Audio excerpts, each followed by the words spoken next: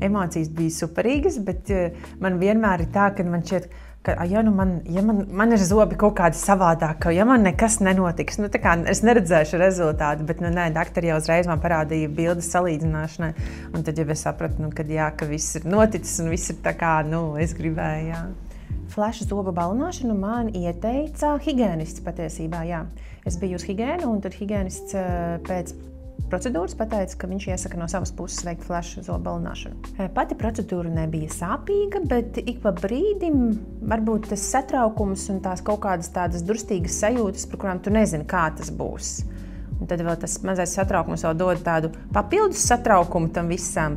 Katram ir jāsagaida tas īstais brīdis. Es arī, piemēram, es ļoti vairākus gadus jau to gribēju izdarīt, bet pienāca īstais brīdis, īstais moments, kad, redz, tas notika. Ir vienkārši katram jāsajūt. Nevajag to darīt kaut kādā piespiedu vai citu ietekmē varbūt, bet pašam ir jāsajūt tas īstais brīdis, kad jā, tagad es gribu.